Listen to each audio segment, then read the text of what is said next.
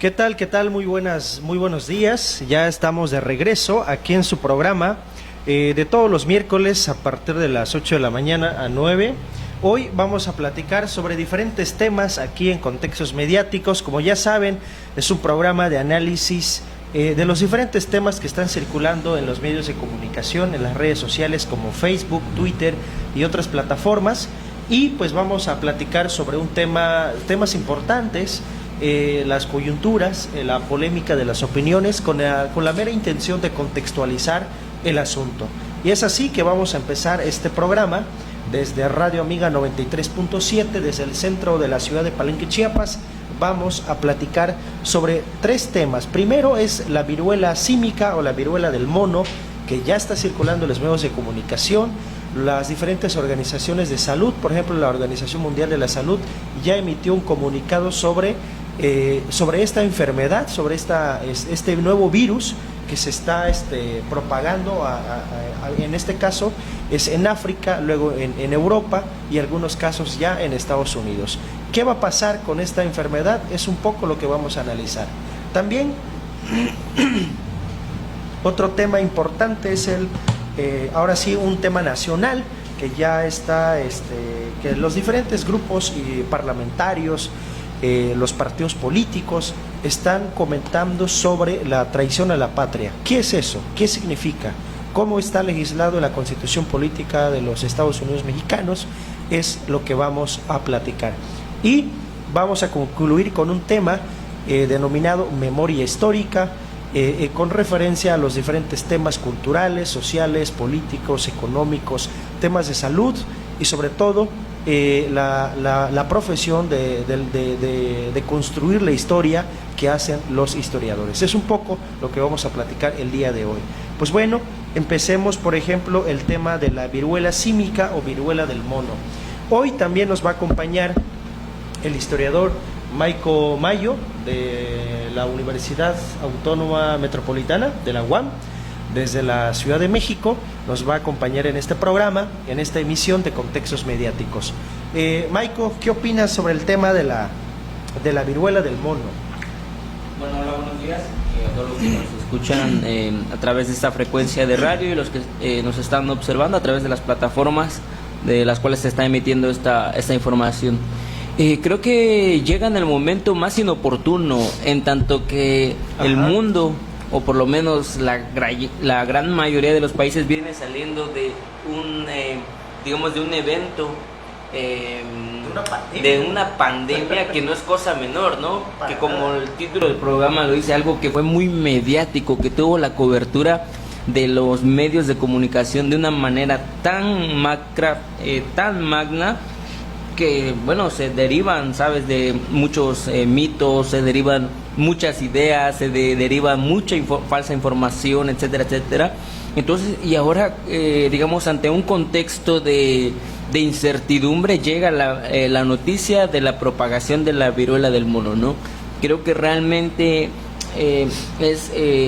pues habría que ver, realmente conocer de qué se trata, ¿no? Esta enfermedad. Es cierto, justo como lo comenta Maico, el tema de la viruela símica o viruela del mono, pues es un evento muy riesgoso a nivel mundial. Un comunicado de la Organización Mundial de la Salud emitió unos datos y cifras respecto a esta nueva enfermedad o virus que ya se está propagando desde África, pasó a Europa y ahorita está por verse si ya hay presencia en América, principalmente en Estados Unidos, ¿no? Un artículo publicado el 19 de mayo de 2022 dice, la OMS, si bien no hay tratamiento ni vacuna para esta enfermedad, la vacunación antivariólica previa ha resultado también muy eficaz para prevenir la viruela símica. Dice, el virus de la viruela símica es transmitido a las personas por diversos animales salvajes, como roedores y primates, pero tiene una propagación secundaria limitada a través de la transmisión de persona a persona. La viruela símica es una enfermedad rara que se da principalmente en las zonas remotas de África Central y Occidental, cerca de las selvas tropicales. Respecto al tema de la viruela, es una enfermedad que ya se había erradicado en 1980 y de repente vuelve a aparecer otro tipo de enfermedad muy parecido a la viruela, que es, en este caso, tiene diferentes síntomas. Dice el artículo de la OMS, dice que la viruela símica se detectó por primera vez en los seres humanos en 1970 en la República Democrática del Congo. Ahora, en esta coyuntura, después de la pandemia o la post-pandemia, vuelve a resurgir esta enfermedad. Maiko, ¿cómo crees que nos va a ayudar la experiencia que se vivió en la pandemia por el COVID frente a esta nueva viruela que está saliendo a nivel mundial? Fíjate que es una experiencia a la vez muy complicada, en tanto que los sectores de salud tuvieron muchas complicaciones para contener este proceso del COVID, ¿no? O sea, a tal grado que en muchos países se salió de control. Ahora, ¿qué tan lastimado económicamente hablando quedan estos sectores de salud como para estar preparados para enfrentar una nueva pandemia, ¿no? Y a nivel macro? Es decir, no solamente estamos hablando de una pandemia local, estamos hablando de una pandemia que puede llegar a otros países y puede en un momento muy rápido tener una escala mundial, ¿no? ¿Cómo está, digamos, la Organización Mundial de la Salud económicamente? Y a la vez, ¿qué tanto conocimiento tiene de esta enfermedad para llegar a la médula de esta y corregirla, ¿no? Claro. Entonces, pareciera que aprendimos, ¿sí? Pareciera que estamos preparados, que pasamos lo más duro, pero viene esto y no sabemos. Yo creo que estamos en un momento de incertidumbre porque estamos en el momento de la reconstrucción de ese colapso de salud que tuvimos a nivel mundial. Entonces, y luego esto, entonces es como un momento de mucha incertidumbre. Sí, desde luego.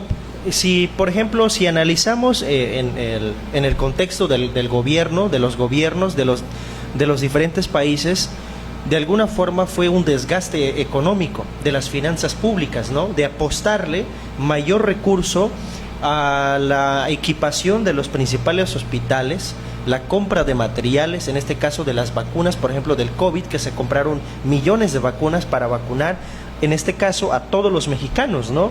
Y ahora creo que esa experiencia va a ayudar un poco a enfrentar esta nueva enfermedad que se viene acercando. Ya está en Europa.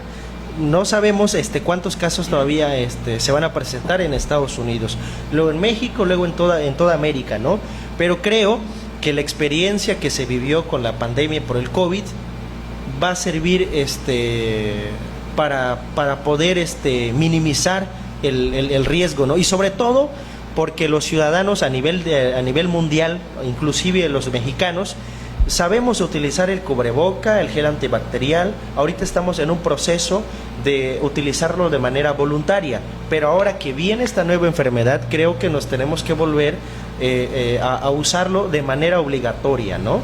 Claro, sí, como bien lo dices, queda una experiencia en la logística, ¿no? Exacto, y también en el manejo de una pandemia, ¿no? Que evidentemente su nombre lo dice, pandemia, es decir, tiene que ser algo grande, algo realmente a una escala mundial. Ahora, habría que ver que no todos los países tenemos una misma condición económica, eso sí, ni mucho menos una misma condición social de acceso a la salud. Exacto. Que siempre los más golpeados en este tipo de situaciones son las clases bajas. Sí, por supuesto, seguramente lo vieron, la audiencia que nos está siguiendo desde las plataformas de La Sexta MX y Noticiero Chol, y aquí en Radio Amiga 93.7, seguramente se dieron cuenta quienes desarrollaron las primeras vacunas contra el COVID-19, pues básicamente fueron los países desarrollados del primer mundo, que tienen esas posibilidades económicas, esas instituciones de investigación, esos laboratorios para poder desarrollar las vacunas contra esa enfermedad, ¿no? Como otro dato, en primavera de 2003 se confirmaron casos de viruela símica en los Estados Unidos de América. O sea, esta enfermedad no es nueva, ya se tiene conocimiento, pero según el dato de la Organización Mundial de la Salud, dice que esa información de la vacuna contra esa enfermedad se archivó, porque como ya se había erradicado la viruela en 1980, pues no había necesidad de seguir investigando sobre el tema. Entonces se archivó toda esa información y ahora la Organización Mundial de la Salud ahora tiene que descongelar esos archivos y volver a analizar qué va a pasar, qué tipo de enfermedad es y cómo se va a curar o cuál va a ser la estrategia de los gobiernos del mundo, ¿no? Pues bien, ahora toquemos un poco cuáles son los signos o los síntomas de esta enfermedad. Volvemos a los datos de la Organización Mundial de la Salud. Por ejemplo, dice que el periodo de incubación, el intervalo entre la infección y la aparición de los síntomas de la viruela símica suele ser de 6 a 16 días, casi parecido al COVID, de 15 días, ¿no? De 10 a 15 días, aunque puede variar de 5 a 21 días, dice. Ahora, la infección puede dividirse en dos periodos.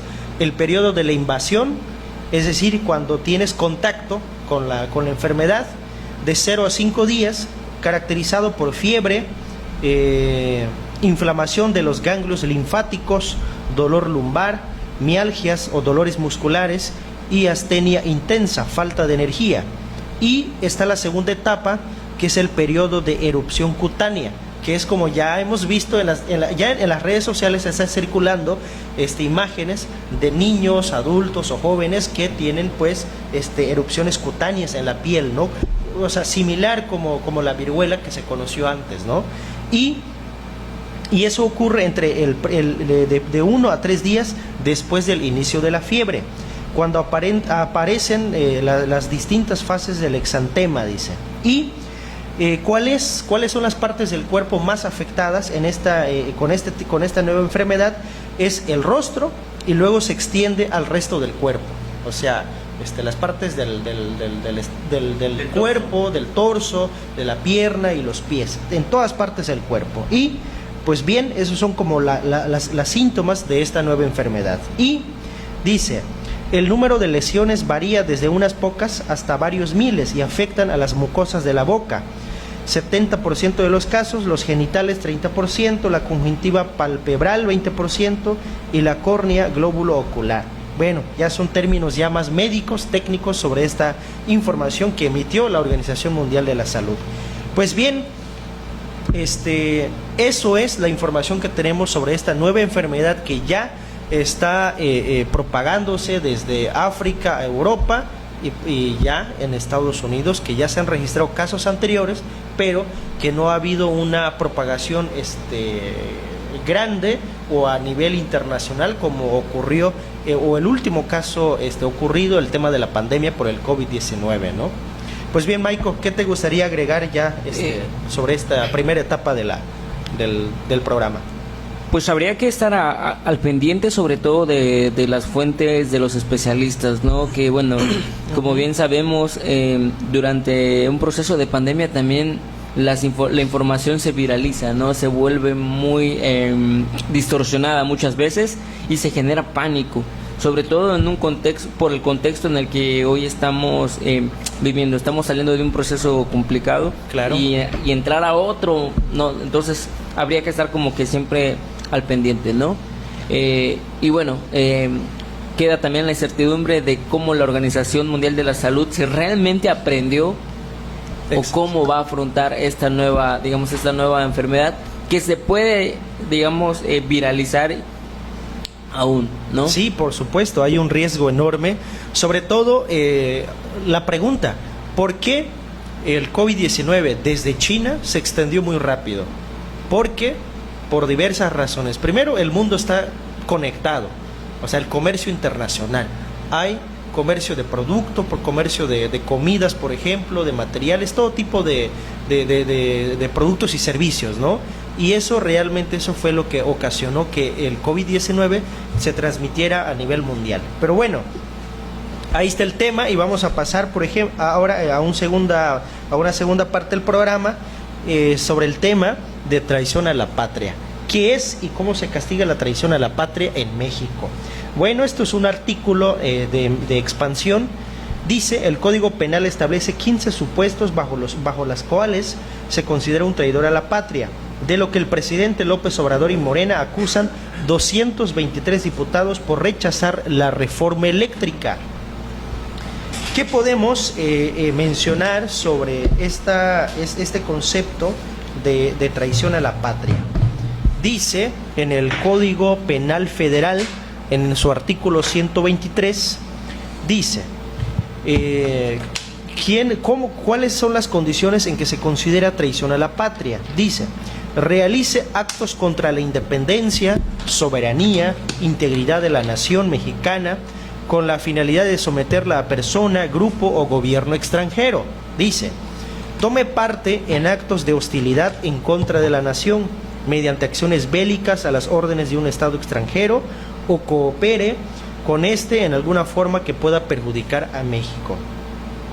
Forme parte de grupos armados dirigidos o asesorados por extranjeros, organizados dentro o fuera del país, cuando tengan por finalidad atentar contra la independencia de la República.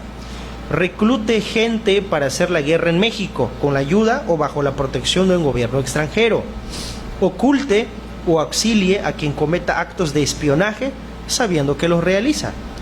Y otros casos en donde se pueden considerar traición a la patria en México. Ahora bien, si ustedes han seguido las redes sociales, en este caso, en la última reforma que fue rechazada en el Congreso de la Unión, me refiero a la reforma eléctrica que propuso el presidente de la República, donde el despacho de la energía eléctrica a través de la CFE era quien tuviera la mayor parte, y las empresas privadas de generación eléctrica, ya sea solar o eólica, iban a proveer en un segundo término, o sea, que ellos iban a tener la menor parte del mercado. Entonces esa reforma fue rechazado. Ahora los diputados que aprobaron en contra o que rechazaron la reforma eléctrica, que en este caso fueron el PRI, el PAN y el PRD y Movimiento Ciudadano, con 223 votos, votaron en contra, ¿no? Y quienes votaron a favor es Morena, el Partido Verde y el PT, con 275 votos. No se logró la mayoría calificada para aprobar esta reforma eléctrica. Maico, ¿qué opinas? ¿Realmente el PRI, el PAN, el PRD y Movimiento Ciudadano cometieron traición a la patria?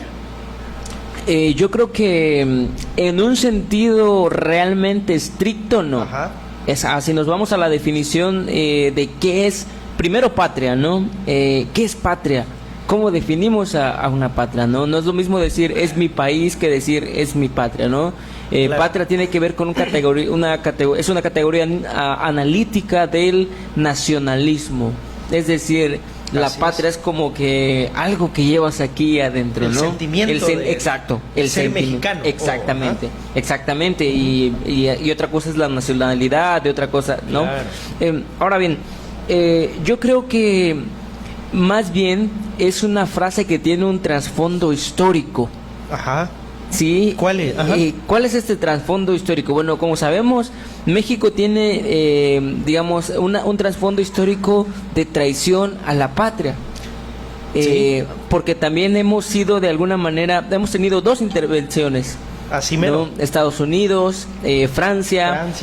Y entonces, cuando en esas coyunturas, cuando los políticos conservadores apoyaron, por ejemplo, la intervención francesa, se consideraron traiciones a la patria, pero digamos ahí el contexto era diferente, porque ellos habían apoyado a un gobierno extranjero. Sí, había una intervención extranjera. Claro, y hubo una intervención extranjera. Entonces, en la memoria histórica queda estos personajes, porque bueno, también tenemos constantemente unas efemérides de la historia, ¿no? Y entonces, ahora, ¿cómo interpretar traición a la patria hoy respecto a este proceso? Yo creo que el mensaje es muy claro, ¿no? Ajá. El mensaje es, se polarizó, digamos, este proceso. Quienes votaron a favor están con México y quienes votaron en contra no están con México. No están con México. ¿No? Sí. Cosa que habría que matizar, porque ¿quién es México? ¿Realmente todos somos México? Pareciera algo muy fácil de decir, sí, todos somos mexicanos, pero en realidad no todos los estados somos homogéneos. Claro. Incluso políticamente es donde hay una mayor heterogeneidad. ¿no? Así mero, sí. Entonces, evidentemente también quienes no votaron están con una condición política muy propia y muy particular, Así es. ¿no? Entonces yo creo que traición a la patria tiene que ver como en demonizar a un grupo que no estuvo de acuerdo o que no aprobó Exacto. una legislación. Eso es todo. Eso es lo que se está manejando. Claro. O el discurso, en este caso, de Morena y sus simpatizantes, porque nosotros que estamos aquí, por ejemplo, en la ciudad de Palenque, Chiapas, hemos visto ahí por el Parque Central una mesa con dos que están ahí, donde tienen un formato donde firmemos y aprobemos que los del PRI, el PAN y el PRD son traidores a la patria. Y hay una pancarta ahí por el Parque Central. Y ese es el tema, ¿no? De que podemos considerar a los del PRI, el PAN y el PRD como traidores a la patria. Desde mi punto de vista, creo que no, porque no están apoyando, en este caso, por ejemplo, al gobierno extranjero, no sé, de vender minerales o de vender la energía eléctrica, porque esto es una ley donde a los privados, ya sea nacional o internacional, pueden los privados participar en este proceso de la generación eléctrica, o en este caso de la comercialización, ¿no? Y principalmente donde los privados están participando es en la generación de energías limpias, principalmente eólicas y solares, ¿no? Y considerar a los del PRI y del PAN y el PRD como traidores a la patria, creo que es una definición demasiado estirada, ¿no? De considerarlos en esa categoría. Sí, y bueno, aquí lo que estamos discutiendo es la categoría analítica, ¿no? Exacto. Evidentemente el debate de por qué aprobaron o no este proceso, digamos, eso es otro punto, ¿no? Pero si hay algo de lo que hay que reconocerle al gobierno del presidente Andrés Manuel López Obrador, es el uso de la memoria histórica. Eso hay que reconocerlo. Incluso, de hecho, este contexto de traidores a la patria alude a eso, alude a un proceso, a una continuidad de esta visión nacionalista, claro, del extranjero, digamos, siempre explotando al mexicano, ¿no? Pero entonces, por eso, digamos, este gobierno que simpatiza mucho con estas grandes figuras políticas, por ejemplo, Juárez, y bueno, fue Juárez quien afrontó, digamos, este proceso de intervención francesa, ¿no? Entonces, y cuando y nos invaden los franceses con el apoyo de la Iglesia Católica, porque recordemos que Benito Juárez y los conservadores, recordemos que Benito Juárez había iniciado una política de separación de Iglesia y Estado, ¿no? Entonces había el uso del diezmo, ya no se volvió, digamos, ya no era obligatorio, ya no se usaba la fuerza civil, se crea el registro civil y se le quita, digamos, ese control a los curas, a la iglesia. Entonces la iglesia estaba de alguna manera herida y apoya la intervención y apoya al gobierno de Maximiliano de Habsburgo. Entonces, cuando, digamos, Juárez regresa, esto explicándolo de manera muy breve, ¿no? Sí, cuando claro. Juárez retoma el poder y cuando va al fusilamiento de Miramón y de estos mexicanos que apoyaron, se les fusila por traidores a la patria. Pero ese es un contexto totalmente diferente, ¿no? Sí, por supuesto. Claro, y entonces, y ahora, bueno, se alude una vez más a estas memorias históricas y se dice, son traidores a la patria porque no aprobaron esta nueva, esta reforma. Esa reforma, ¿no? Sí, justo como lo mencionaba hace rato, es como estirar demasiado el concepto de traición a la patria. De los que no están de acuerdo con el presidente, con la política del presidente, actúan en contra, en este caso no aprobar la reforma eléctrica. Y podrán ser corruptos los del PRI, PAN, PRD, inclusive integrantes de otros partidos. Podrán tener casos de nepotismo, malversación de recursos, los antecedentes, ¿no? Todo lo que tenga que ver con lo malo con las finanzas públicas o con el ejercicio de un cargo público, pero no son traidores a la patria, en términos llanos de lo que es realmente traición a la patria contenida en el Código Penal Federal. Claro. Exacto. Entonces, podrán ser otra cosa, pero no traidores a la patria internamente del país, porque de alguna forma ese interés también es legítimo, ¿no? La oposición tiene intereses legítimos, así como el gobierno oficial también tiene sus propios intereses, y es donde se está creando esta polarización de la opinión pública sobre este tema de la reforma eléctrica. Claro, y justo porque es un proceso, yo creo que, bueno, las estadísticas no mienten, ¿no? Evidentemente este gobierno del presidente es uno de los que mayor, que digamos donde la población ha simpatizado. Claro, es el más popular. Es cierto, por y supuesto. eso no lo podemos negar, ¿no? Exacto. Entonces, evidentemente, al estar tan polarizado el país y por las personas que, digamos, las personas de a pie, que son las que de alguna manera nos la vemos más difícil que estar en un curul, ¿no? Por supuesto. Que estar tomando otras decisiones, que estar, etcétera, etcétera, ¿no? Entonces, por eso se vuelve más la categoría toma más fuerza de traición a la patria, porque se estima que la mayoría de la población Ajá. es la que sufre los agravios de las consecuencias Ajá. de este despilfarro en la, digamos, en la energía, ¿no? De estos malos usos, que también no lo vamos a negar, muchos tenemos conocimiento de ello, ¿no? Sí. Sabemos de la inversión de las empresas privadas, todo Ajá. lo que hacen estas grandes empresas. Entonces, por eso esa categoría agarra fuerza. Claro. Queda ad hoc. Así mero. Y yo creo que se traduce en ¿estás con México o no estás con México, ¿no? Así tal cual. Porque la mayoría somos México, ¿no? Exacto. Pero bueno, tampoco los otros son extranjeros, ¿no? No, Habría para que nada. enfatizar. Yo creo que sí se puede discutir por qué no la aprobaron. Y también se puede discutir los antecedentes de estos partidos políticos que hoy son la oposición. Pero aquí el punto es, no son traidores a la patria, en un sentido estricto, en un sentido original de la palabra. Exacto. Sí, ese es el punto, ¿no? De ahí podemos estar de acuerdo o no, por qué no han... digamos, podemos sacar los trapitos al sol, ¿no? Claro. Del PRI, del PAN, del PRD, etcétera, etcétera.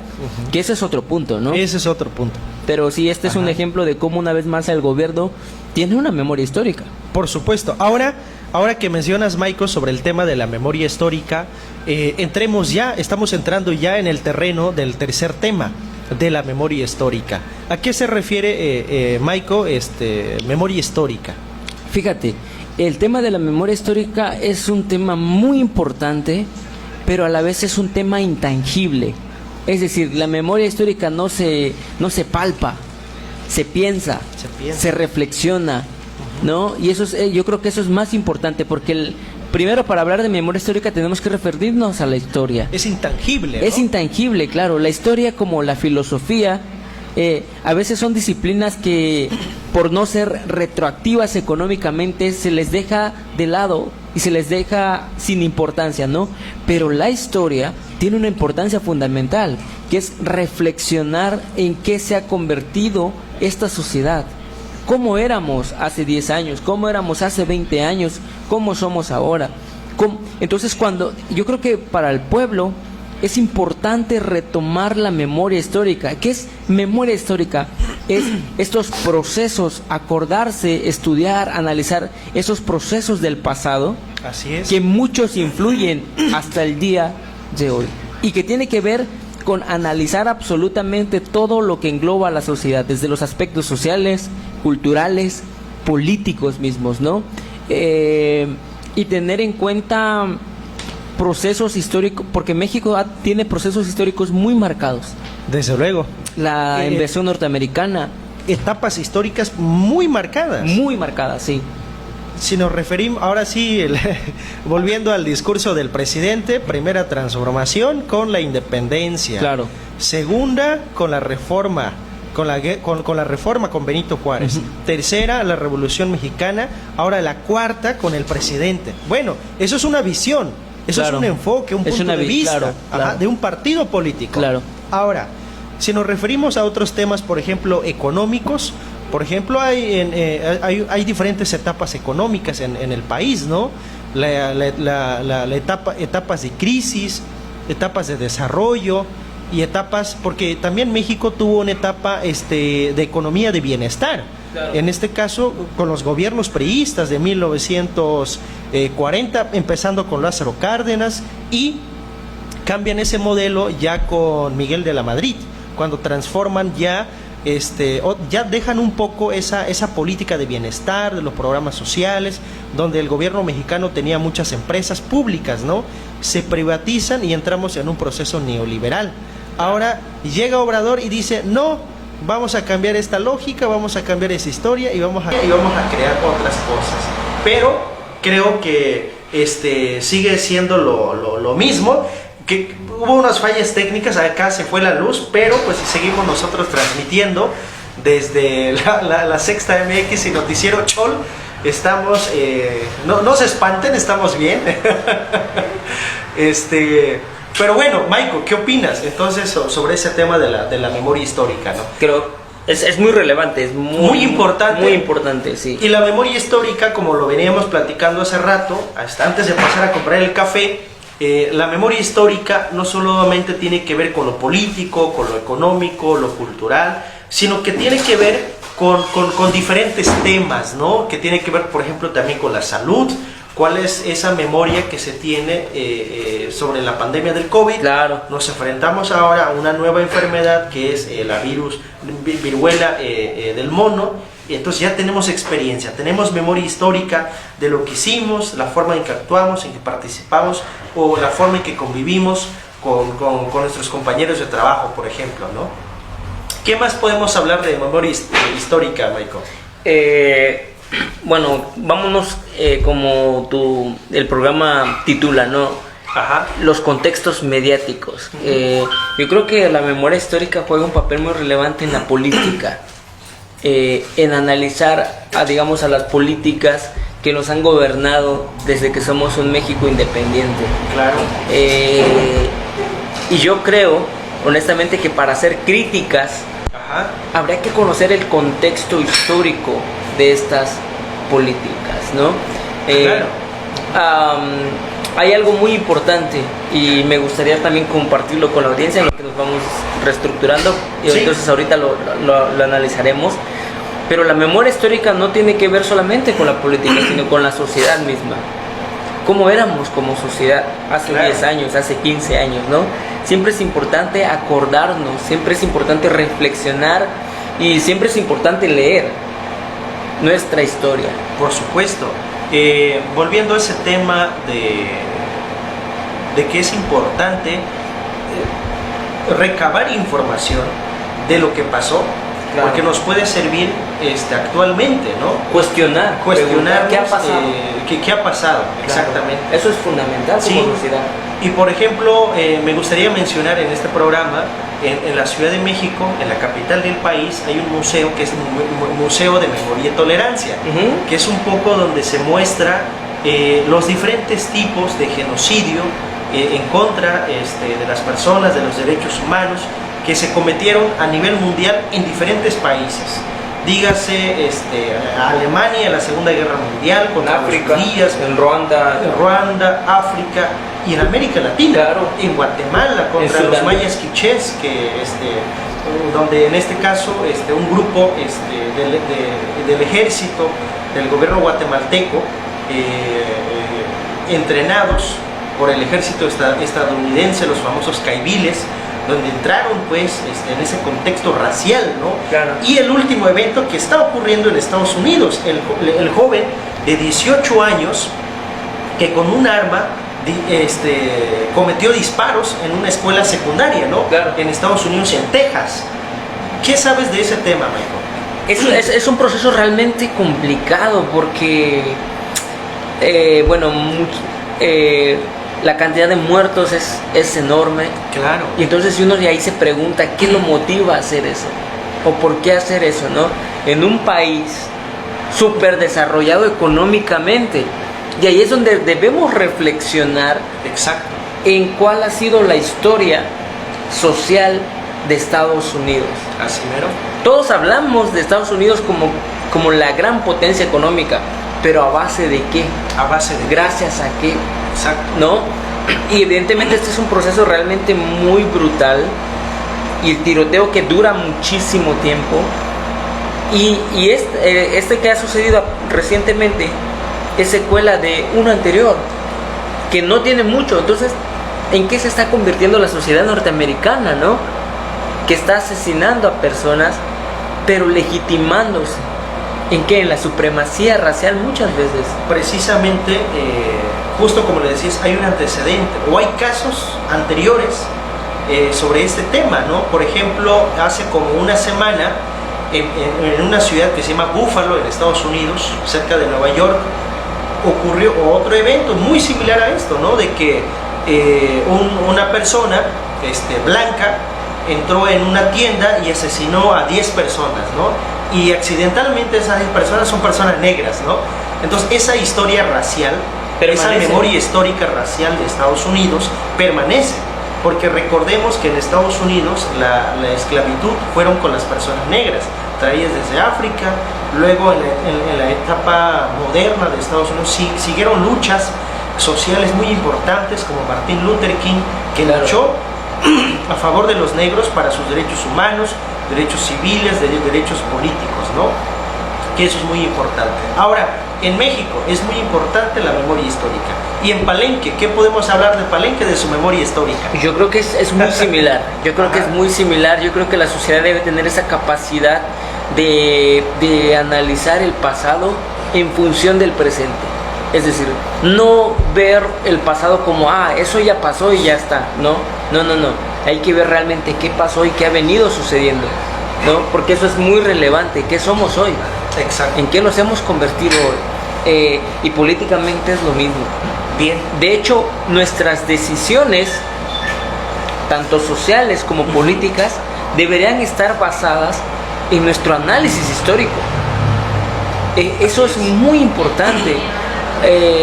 Deberíamos tomar decisiones, incluso los políticos, en materia de política pública, deberían tomar decisiones de acuerdo a los procesos históricos, ¿no? Así es, eso es correcto. Sí, los programas sociales tienen que fundamentarse de acuerdo a una acción anterior, de tal forma que las acciones que vayan a realizar vayan apoyando o resolviendo el problema, y muchas veces no ocurre así. Pero bueno, ya llegamos en la parte final de su programa Contextos Mediáticos, aquí en Radio Amiga 93.7. Estamos transmitiendo desde el centro de la ciudad de Palenque, Chiapas, también transmitiendo en la Sexta MX y Noticiero Chol. Tenemos aquí un comentario de Mateo Vázquez, dice, Balum dice, Miss dice, Bachiche, Baquitza que llegue Cholel, dice. Bueno, pues Cholel Guiñic no pudo acompañarnos el día de hoy, pero en el próximo programa vamos a estar platicando con él sobre este tema que me parece muy importante ahondarlo, del tema de la memoria histórica. Ahora vamos a platicar específicamente sobre el tema de Palenque. ¿Cuál es la memoria histórica de Palenque?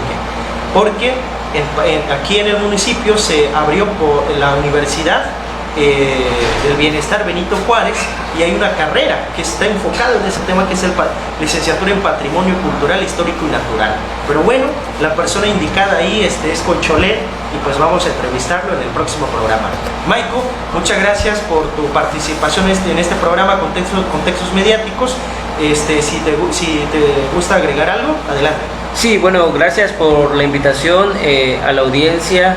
Gracias por escucharnos. Desde luego, no pretendemos agotar los debates ni las reflexiones, sino incentivar, ¿no? A pensar, a reflexionar. Yo creo que ya estamos en una etapa en la que la sociedad debe también reflexionar en las cosas, ¿no? Y me quedo con lo último que mencionábamos. Ante la toma de nuestras próximas decisiones políticas, no dejemos de lado la historia, no dejemos de lado todos nuestros pasado histórico y político, ¿no? Y en base a eso tomemos esas decisiones. Ahora, la pregunta del millón, y es la que hoy es tendencia y es muy mediática: ¿es López Obrador el mejor presidente de México? Para los, digamos, para los de izquierda, bueno, eso es cuestión, es muy difícil definir una izquierda, pero para los simpatizantes es el mejor presidente de la historia de México. Para la oposición es el peor presidente de la historia de México. Pero yo les pregunto, ¿en base a qué deciden eso? ¿Han realmente comparado a López, digamos, para decir que es el peor de la historia, han realmente comparado su gobierno con este gobierno de, bueno, tenemos muchísimos, varios, pero lo hemos comparado con los sexenios del PAN, o anterior a eso, antes de pasar a este cambio en el 2000, lo hemos comparado con los sexenios del PRI? ¿Realmente conocemos cómo llegaron a la presidencia Manuel Ávila Camacho, Díaz Ordaz, Salinas, el propio Salinas, con la caída pues exactamente cómo gobernaron? ¿Realmente sabemos del movimiento de 1968 como una respuesta a la dictadura política del PRI, como para decir hoy estamos en la peor presidencia? ¿Realmente conocemos la administración que se ha tenido de los recursos, entre ellos del petróleo? ¿No? Entonces yo creo que digamos, el aseverar o el decir cosas así tan abruptamente es no tener una memoria histórica.